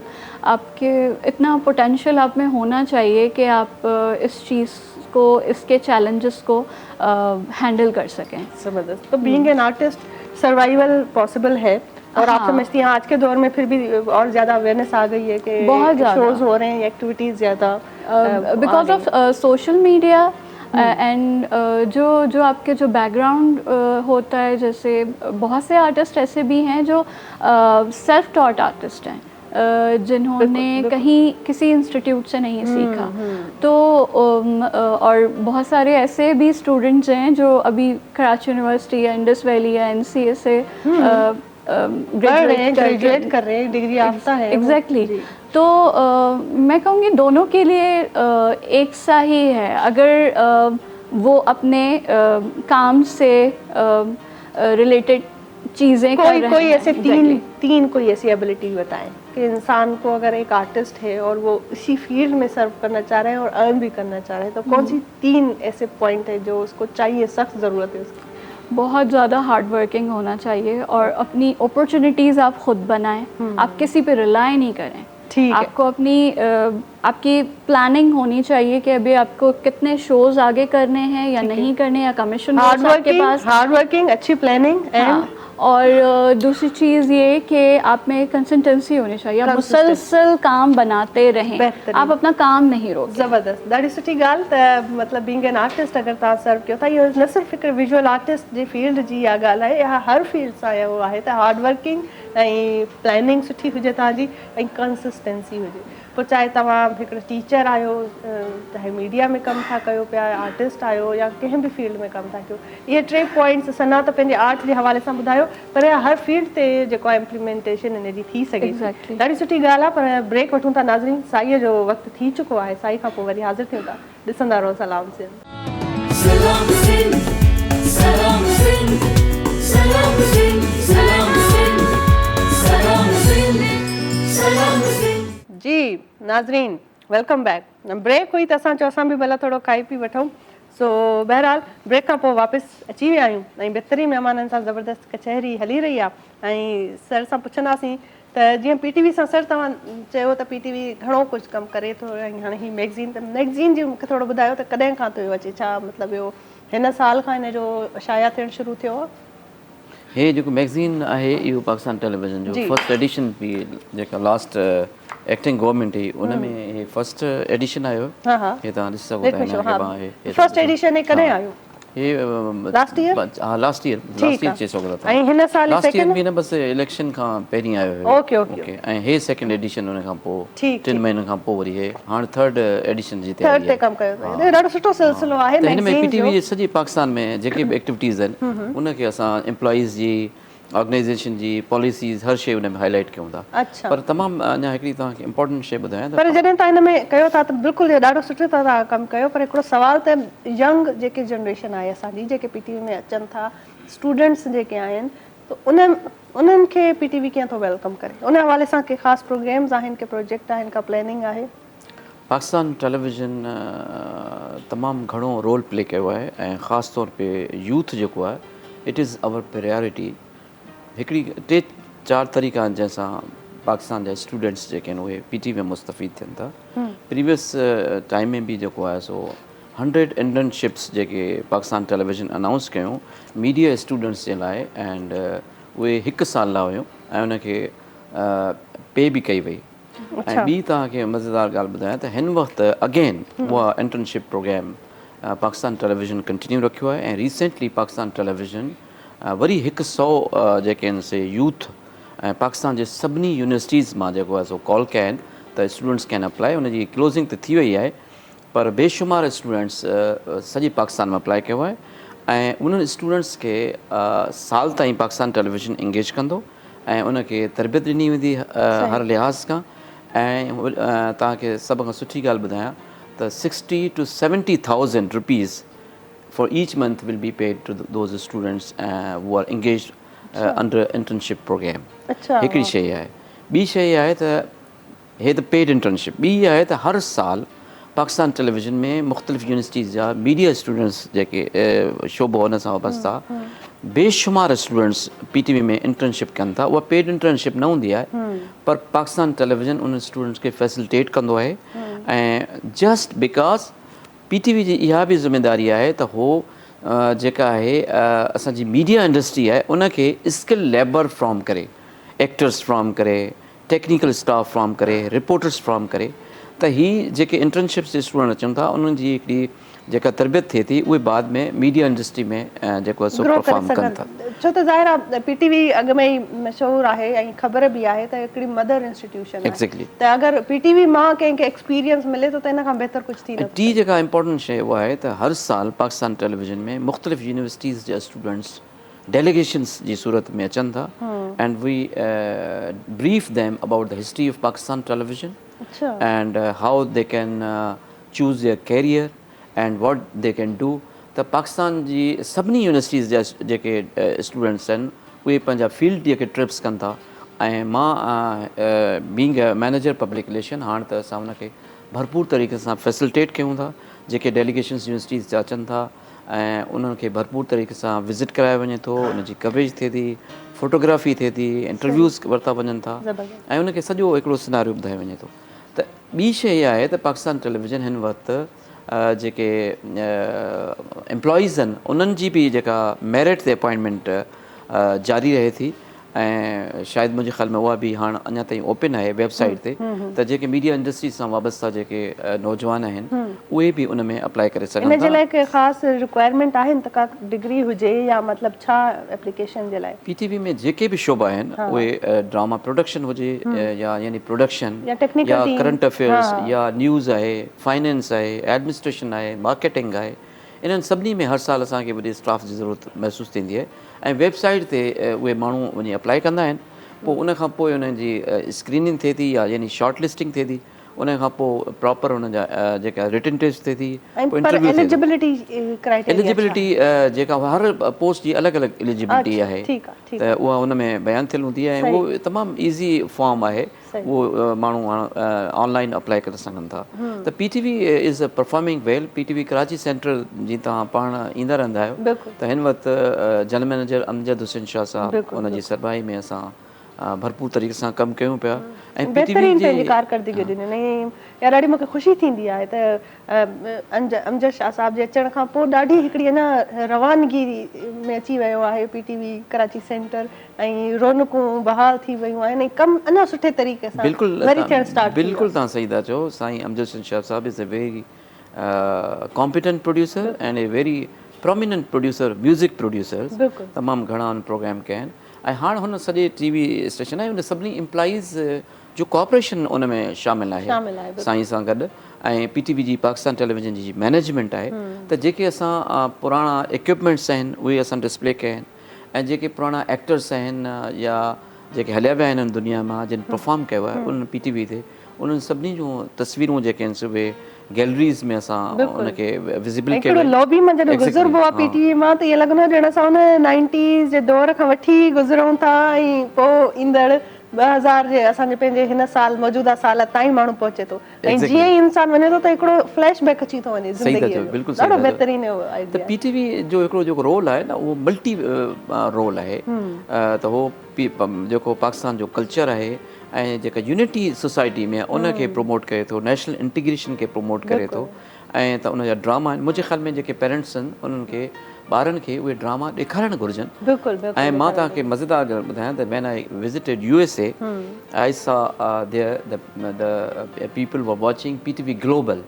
त मां पर हाणे उहे पुराणा ड्रामा भला किथां मिलंदा छो त हाणे अगरि कंहिंखे ॾिसणो आहे त मां तव्हांखे ॿुधायां पीटीवी फ्लैक्स जे नाले सां हिकिड़ो प्लेटफॉर्म आहे पीटीवी फ्लैक्स जे नाले सां उहो जीअं नेटफ्लिक्स वग़ैरह अहिड़े टाइप जो हिकिड़ो प्लेटफॉर्म जनरेट कयो आहे उन में तव्हां पंहिंजो अकाउंट ठाहियो उन खां पोइ तव्हां पीटीवी जा सभु ड्रामा मौजूदु आहिनि ऐं फ्री ऑफ कॉस्ट तव्हां बिल्कुलु बहितरीन क्वालिटी सां तव्हां ॾिसी सघो था।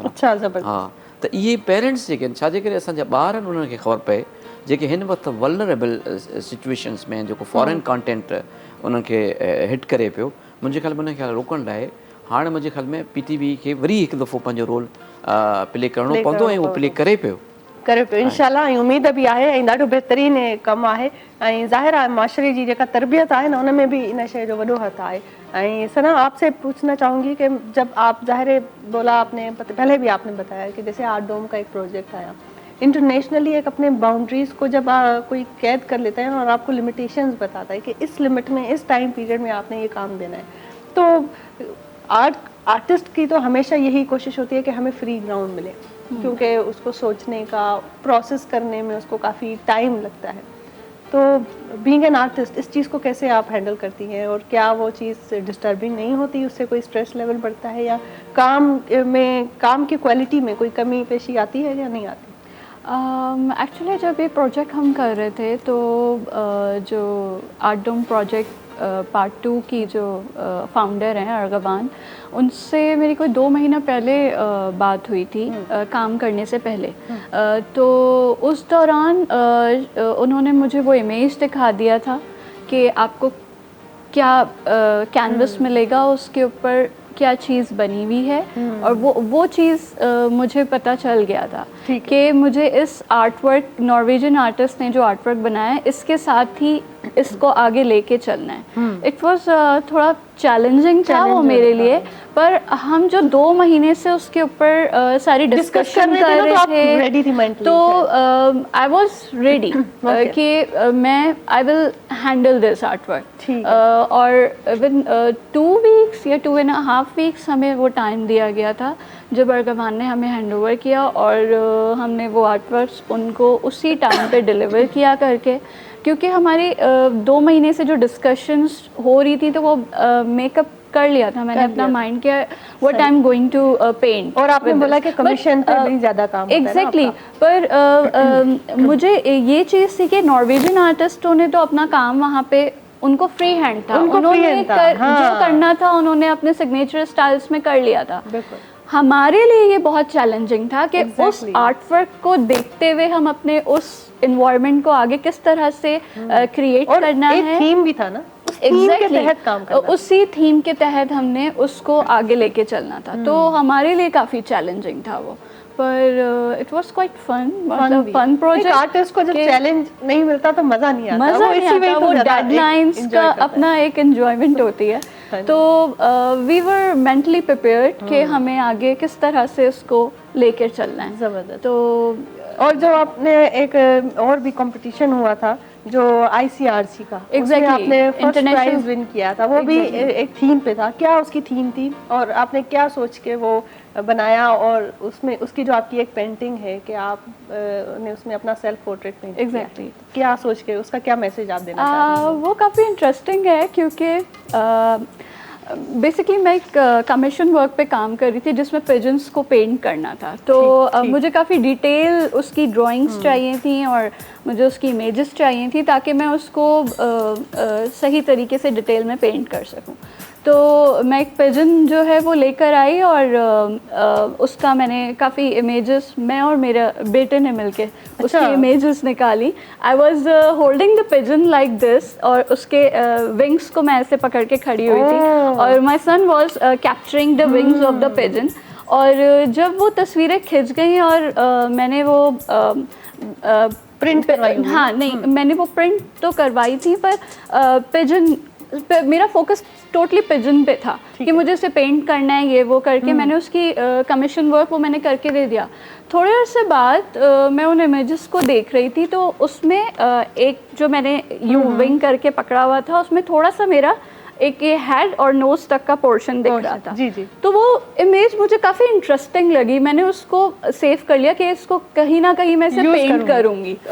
मुझे वो काफ़ी इंटरेस्टिंग लगी कि वो हाफ पिजन विंग दिख रहा है और एक हाफ, और वो देखने में पेंटिंग जब होके सामने आई तो ऑलरेडी बहुत इंटरेस्टिंग थी। फिर एक थोड़े अर्से बाद मैं एक बैकग्राउंड के ऊपर काम कर रही थी, वो करते करते करते वो कुछ इस तरह के उसके कलर्स आए ना, मुझे एकदम से ख्याल आया व्हाई नॉट इसकी कॉम्पोजिशन में मैं वो अपना हाफ हेड फेस और पिजन के साथ मैं पेंट करूँ। तो उस बैकग्राउंड के ऊपर मैंने उसको पेंट किया। उसी दौरान इत्तेफाक ही कहेंगे इसको, international committee of red cross की ओपन कॉल आई हुई थी। इन 2001 की ये बात है, आर्ट बीट कॉम्पिटिशन के नाम से उन्होंने ये ओपन कॉल दी थी, और उसमें पार्टिसिपेशंस की जो भी लिमिटेशंस होती हैं, उनकी एज लिमिट, तो आपने वो पेंटिंग के लिए पार्टिसिपेशन के लिए वहाँ पे उनकी थीम जो थी वो पीस से रिलेटेड थी, तो आई somehow I can relate the pigeon with the pigeon piece. है और पीस है और औरत है, वो भी पीस है। Exactly. अब अक्सर लोग मानते नहीं है, लेकिन औरत भी पीस का सिंबल ही है। हाँ, पर वो चीज़ें इतनी ज़्यादा एक अपने अपने सेक्शन में बैठते चले गई कि फिर मैंने वो उन्हें उसी थीम से रिलेटेड, और देखे क्या इत्तेफाक है कि फिर आप विनर हुई। एग्जैक्टली, तो वो काफ़ी अच्छा मेरा एक्सपीरियंस रहा था। जबरदस्त। एंड वो पेंटिंग भी बहुत खूबसूरत है, and I just loved that कि वो you were deserving to be the winner one of them. Thank you so much. तो बहुत अच्छा था वो काम। और हिना, आपकी तरफ आएंगे, आपने जैसे पहले बताया वरी तव्हां सां मां उर्दूअ में थी ॻाल्हायां छो त उर्दू खां उर्दू ईंदो आहे न त ईअं शफल थी वेंदो आहे। बहरहाल एजुकेशन में जेको तव्हांजो रोल प्ले आहे या जेके तव्हांजी अंडरस्टैंडिंग आहे न काफ़ी मेच्योर आहे। आई एम ग्लैड टू मीट यू ऐं मूंखे ॾाढी ख़ुशी थींदी आहे जॾहिं मां ॾिसंदी आहियां असांजे सिंधी नियाणियुनि में एतिरो शऊर आहे ऐं उहे सोसाइटीअ जा जेके असुलु मसइला आहिनि उन्हनि जो कॉज़िस खे सम्झनि था। इहो ॾाढो ज़रूरी आहे। त तव्हांजी जेका एजुकेशन आहे उन में ॿुधायो त काउंसलिंग जो केॾो अहम किरदारु आहे जेको रोल प्ले करे थो। आई थिंक इहो ॾाढो ई अॼुकल्ह जी अगरि असां हींअर करंट स्टेटस ॾिसूं त मोस्ट जेको चैलेंजिंग ऐं येट उनखे सोल्यूशन जी ज़रूरत आहे उहो आहे ॿारनि जी काउंसलिंग, टीचर जी काउंसलिंग ऐं ट्रेनिंग एंड पेरेंट जी काउंसलिंग ऐं ट्रेनिंग। ऐं उहा काउंसलिंग सिर्फ़ु लिमिटेड पर्सनल काउंसलिंग या पर्सनल ग्रोथ न आहे, प्रोफेशनल भी आहे ऐं पर्सनल भी आहे, इवन मेंटल भी हेल्थ भी आहे ऐं फिज़िकल वेलबींग भी आहे। त हॉलिस्टिकली कुझु टाइम पहिरीं जॾहिं असां हिन ते कमु कयूं पिया डिफरेंट प्रोजेक्ट्स ते एजुकेशन सां रिलेटेड त हिकिड़ो आइडिया आयो कि असां अगेन जॾहिं असां प्रॉब्लम आइडेंटिफिकेशन रिसर्च जे थ्रू कंदा आहियूं, असां पंहिंजी सोसाइटी में ॾिसूं त इहो मसइलो आहे त उन जो पोइ असां हिकु नंढिड़ो सो इनिशिएटिव करण जी कोशिशि कई दी काउंसलिंग लाउंज जे नाले सां।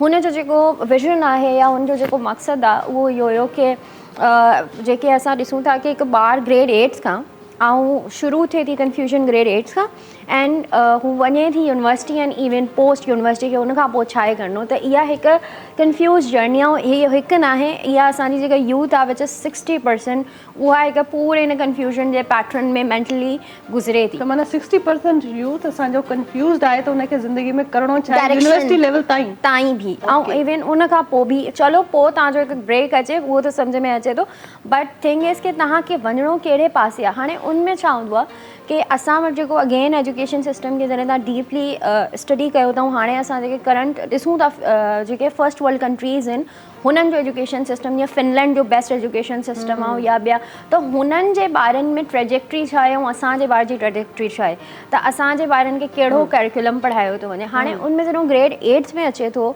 असांजो जेको टारगेट आहे ग्रेड 8 खां उनखे सब्जेक्ट डिसाइड करणु एंड इंट्रस्टिंगली जेका हुनजी एज ग्रुप आहे टीन एज आहे, हुनमें उहो छा थो थिए उहो न पंहिंजे पेरेंट जी थो ॿुधे, टीचर खे बि ज़ाहिर आहे कोई टीचर्स खे ॿुधंदा आहिनि ऐं कोई उन मां बि निकिरी वेंदा आहिनि, यानी नंढो ॿार टीचर काउंसलिंग कॾहिं खां थी स्टार्ट थी मतलब जी हलो भला ब्रेक वठूं था, मुंहिंजे ख़्याल में ब्रेक अची वई आहे, उन खां पोइ ज़रूरु तव्हां हिन ॻाल्हि खे कंप्लीट करियो छो त ॾाढो इम्पोर्टेंट सुवालु आहे ऐं ॾाढो बहितरीनु टॉपिक बि आहे।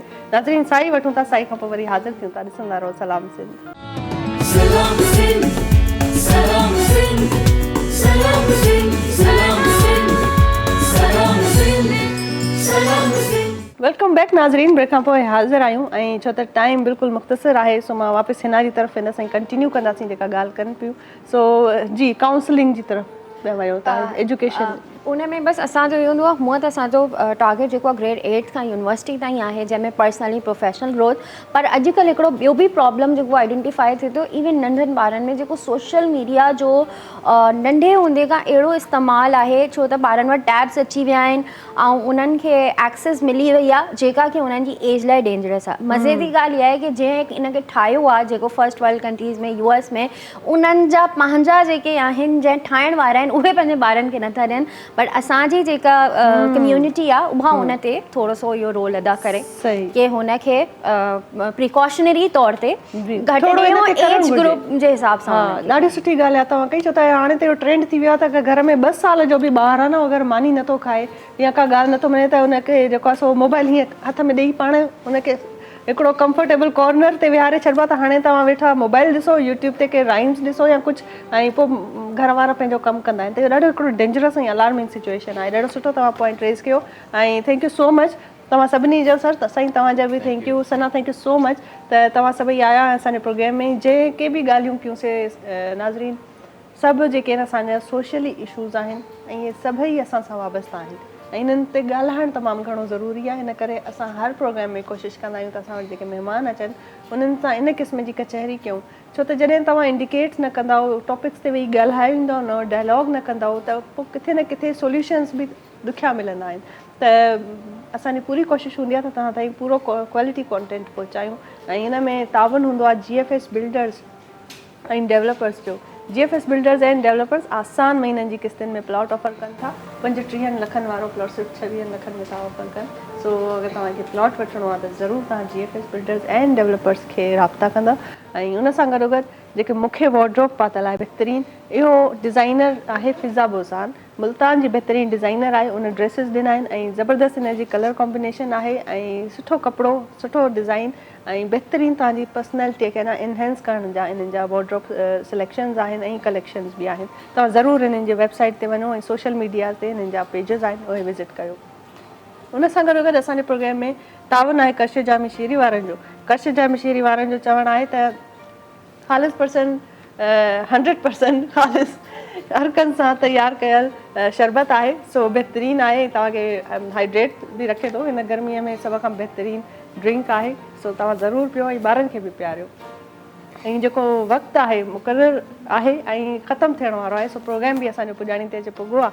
वेंदे वेंदे बादल राय साहिब जो कलाम आहे जेको इंजॉय कंदा आहियूं नाज़रीन। ज़रूरु उहो तव्हां इंजॉय कयो। ॾिसो सुभाणे वरी नवनि महिमाननि सां गॾु मुलाक़ात कंदासीं। तेसि ताईं रखो पंहिंजो खोड़ सारो ख़्यालु। मूंखे रखो दुआनि में यादि। हलां भाई।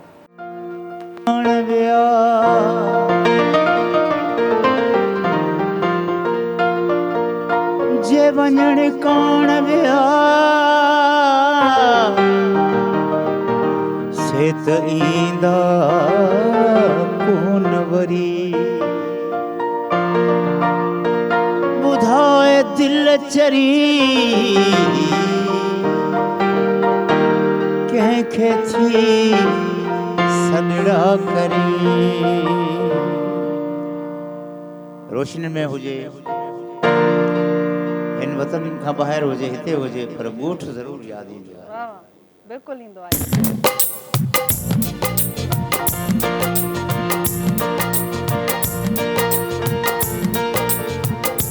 ही छॾे सारो शहर प्यार जो को थी बहर। मां वञा थो ॻोठ ॾे, मां वञा थो ॻोठ ॾे। ही छॾे सारो शहर प्यार जो को थी बहर। मां वञा थो ॻोठ ॾे, मां वञा थो ॻोठ ॾे।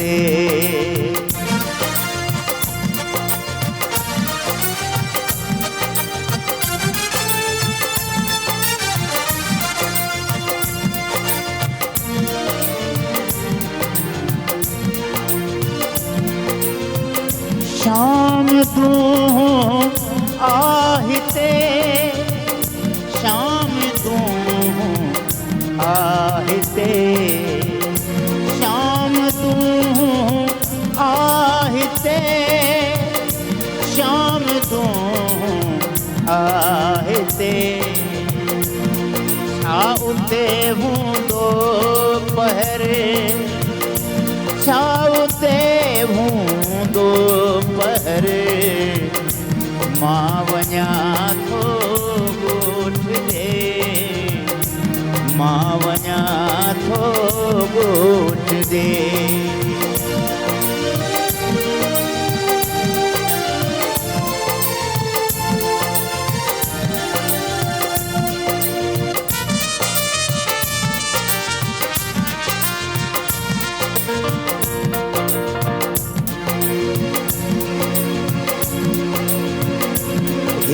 अंधेरियूं रोशनियूं, अंधेरियूं रोशनियूं छा कंदियूं मूं ते असर, छा कंदियूं मूं ते असर। मां वञा थो ॻोठ ॾे, मां वञा थो ॻोठ ॾे। ही छॾे सारो शहर प्यार जो को थी बहर।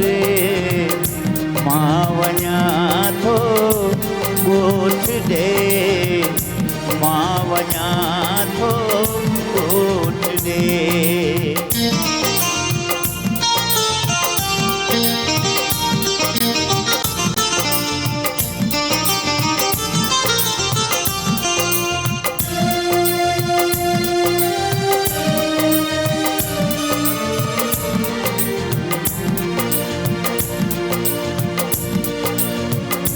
ॾींहं ॾाढा थी विया, ॾींहं ॾाढा थी विया,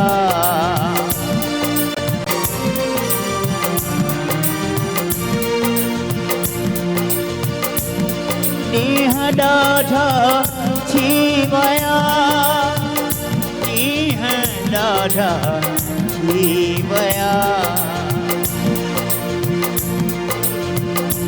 अॼु ॾिसण पंहिंजो अंदरि, अॼु ॾिसण पंहिंजो अंदरि, मां वञा थो ॻोठ ॾे, मां वञा थो ॻोठ ॾे।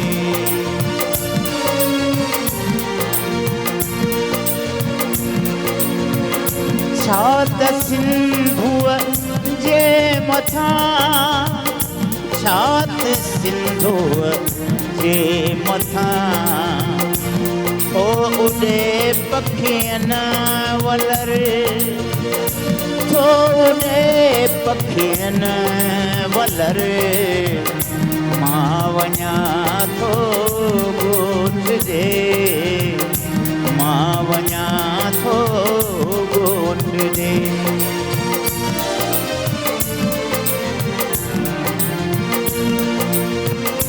ज़िंदगी मसरूफ़ आ, ज़िंदगी मसरूफ़ आ, ज़िंदगी मसरूफ़ आ, ज़िंदगी मसरूफ़ आ छॾे उनखे मगर, हा छॾे उनखे मगर, मां वञा थो ॻोठ ॾे, मां वञा थो ॻोठ ॾे। ही छॾे सारो शहर, प्यार जो कोठी पहर, मां वञा थो ॻोठ ॾे, मां वञा थो ॻोठ ॾे, मां वञा थो ॻोठ ॾे, मां वञा थो ॻोठ ॾे। मॉर्निंग शो सलाम सिंध जा तमाम एपिसोड्स ॾिसो हाणे HD क्वालिटीअ में। विज़िट करियो असांजो YouTube channel Sindh TV HD।